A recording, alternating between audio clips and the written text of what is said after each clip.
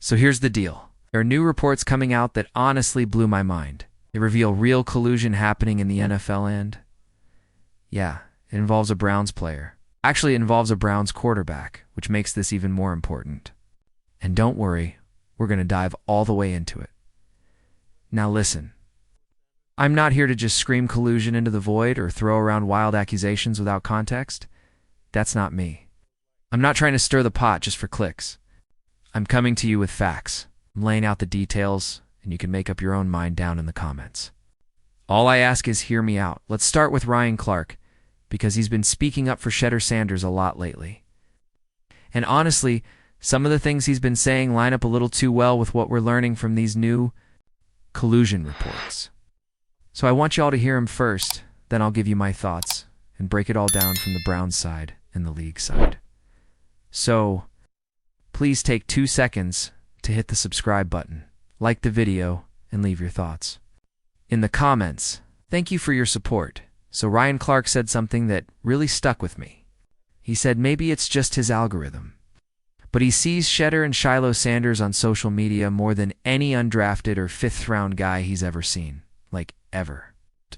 Twitter, Threads, Instagram, you name it. It's there everywhere. And let's be honest, some of that attention is because of their dad. Deion Sanders is greatness personified. He could do things most athletes couldn't even dream of. He was the type of guy to tell teams he's not showing up for interviews because he already knew where he was going in the draft. He was like, I ran a 4.1. I'm not doing more drills. Watch the film. That was Deion. Pure confidence backed by generational talent. But here's the thing, Deion's fame and approach might have created backlash for his kids.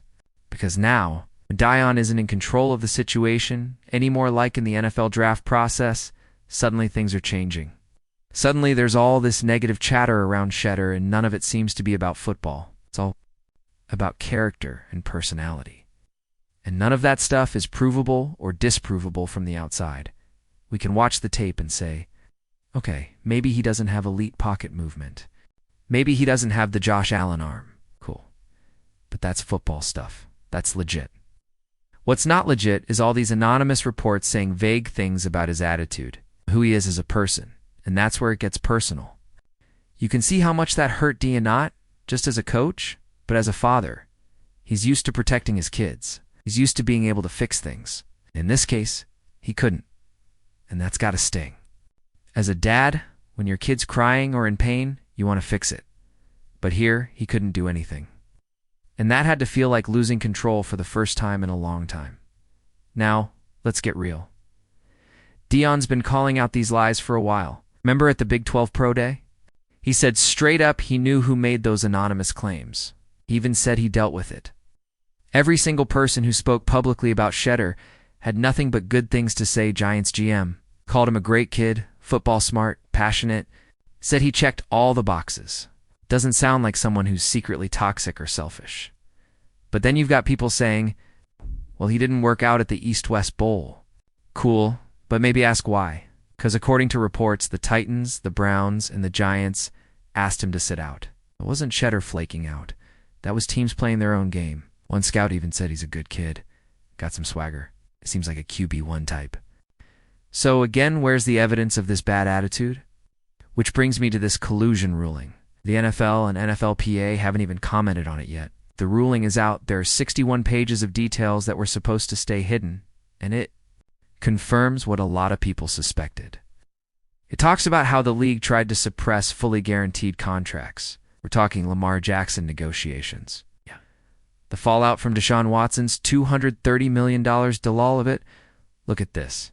According to the documents, during the March 2022 owners meeting, literally just days after the Browns gave Deshaun that fully guaranteed deal to the NFL, Management Council encouraged all 32 teams to reduce guarantees in veteran contracts. You hear that? Not suggest. Not recommend. Encouraged. That's textbook collusion. And let's not forget, the NFLPA had already tried twice to get all player contracts fully guaranteed. So now you've got the league actively moving to make sure that doesn't happen again. Why? Because the Browns dared to give Deshaun Watson that deal. So now, I gotta ask, why was Deshaun Watson the last quarterback to get that kind of deal? Think about the quarterbacks who came after him. MVPs, Pro Bowlers, franchise guys. None of them got fully guaranteed contracts. You don't find that suspicious? I don't believe in conspiracy theories. I believe in conspiracies. And if you don't know the definition, look it up. A conspiracy is just a group of people working together toward a shared goal. That's it. It's not aliens. It's not lizard people. It's business owners getting in a room and saying, this is how we're going to operate. And that's what happened here. Now, back to Shedeur. He falls to the 5th round. Not 2nd. Not 3rd. Not even 4th. 5th. And people say, well, maybe the owner picked him, not the GM. Okay, let's run with that. So the owner knew why nobody else was touching him. He knew what the whispers were. But he picks him anyway. You're telling me that wasn't a setup? That wasn't a punishment? Look, I know it sounds extreme, but it starts to feel like a message was being sent. It's like, yeah, we let y'all get away with signing Watson, but now you're going to pay the price. We're going to make sure no other team even thinks about trying. That again, is how it looks to me. And honestly, Deshaun hasn't even looked like himself since. I don't know if it's the injuries or something deeper. But the guy jumping off massage tables doesn't look like a $230 million quarterback right now. He blew both of his Achilles, or was it just one? Either way, he hasn't lived up to the hype. And now we're watching the aftermath unfold in real time. So now I'm asking if the NFL could collude to stop guaranteed contracts. What makes you think they wouldn't collude to drop Shedeur Sanders down to the 5th round? Me know what y'all think in the comments. If you made it this far, I know you heard what I said on.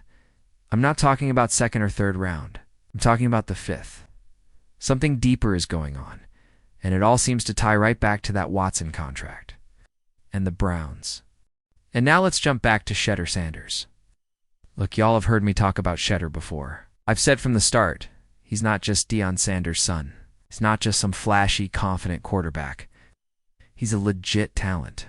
Calm in the pocket, poised, smart, experienced under pressure. He's got the tools. But leading up to the draft, man, the way the media shifted the narrative around him was wild. Early on, it was all love. Everybody was saying he could. Go late first, early second. Then, all of a sudden, a week before the draft, the vibe changed. The tone in those articles flipped. Anonymous scouts started coming out of nowhere saying stuff like, he's not a leader, or he's hard to coach. And the narrative cooled off just like that. So please take 2 seconds to hit the subscribe button. Like the video, and leave your thoughts in the comments. Thank you for your support. Then come draft weekend, the kid drops to the 5th round. 5th. And then who drafts him? The Browns. The same Browns who kicked off this whole QB contract chaos. I mean, what are the odds? What are we doing here? You can't tell me that's all random. And it's not just Shedeur. You've seen this happen before. Laramie Tunsil. That man was a lock for the top 5, and then out of nowhere, a gas mask video leaks during the draft. You can't tell me that wasn't planned. And now we're seeing that same type of character assassination being recycled. This time it's quotes, stories, and a media drip feed right before draft day to tank a player's stock. And here's where it gets even crazier. You look around the league and suddenly all the Sanders guys got mics on M. Jimmy Horn got micked up. Deontay Wester got micked up. These are UDFAs and 5th rounders. That ain't normal, bro. You don't mic up guys like that unless there's something else going on. So the cameras are on them for a reason. And that reason is ratings, clicks, jersey sales. The Sanders name draws numbers. Deion draws numbers. The NFL knows that. The media knows that. So maybe, just maybe, they're milking this attention for everything it's worth and still keeping the power in their own hands by reminding Deion and his crew. Y'all don't run this league. We do. And look, I know what some of y'all are going to say in the comments. Oh, it's all nepotism. Dion's just pushing his kids. But here's the thing. If it was really about favoritism, why didn't Shiloh Sanders get the same push? Why didn't Deion gas up his own son the same way he hyped up Shedeur and Travis Hunter? Go back and watch those videos. Dion was out there saying Travis and Shedeur were top-tier talents. But with Shiloh? Silence. Just a little support, sure, but nothing close to the hype machine he built for the other two. And now Shiloh goes undrafted. You don't think Dion could have pulled some strings and got his son into the 7th round if it was all about nepotism? Come on, man. That alone tells you it's not as simple as some people want it to be. And Ryan Clark, man. What? Say what you want about him, but he's been standing firm on this from the start. He was one of the few who said the treatment Shedeur was getting felt personal, felt targeted. He said it was about more than just football. It was about the way Shedeur carried himself, the way he looked, the way he spoke. And as much as people want to pretend like those things don't matter, let's not lie. To ourselves, they do. Perception matters. And when a confident young black quarterback walks in the room, that perception shifts for a lot of folks. It ain't right, but it's real. So let me bring it all full circle. I'm not here inventing wild theories. I'm here laying out what I see: the contracts, the court filings, the media narratives, the draft day drops, the mixed-up segments, coordinated timing. All of it points to a system that's working overtime to stay in control. And when someone like Deion Sanders comes along with a name that carries weight, with sons who are talented and marketable, with a fan base that follows him like wildfire, that system pushes back, hard. And yet, despite all that, here we are. Shedeur's still on the Browns. The cameras are still rolling. Fans are still watching. The Sanders name is still trending. So maybe the NFL thought they could control the narrative. Maybe they thought they could keep the power to themselves. Yet. But the people you are telling a different story. So look, man, whether you agree with me or not, I appreciate you just listening. If you rock with this kind of breakdown, go ahead and hit that like button. If you don't, hit the dislike. It's all love either way. But make sure you subscribe because we're going to keep unpacking stuff like this. The game's changing, y'all land. We're going to keep shining light on what's really happening behind the scenes. I appreciate every single one of y'all for tapping in. I'll see you in the next one.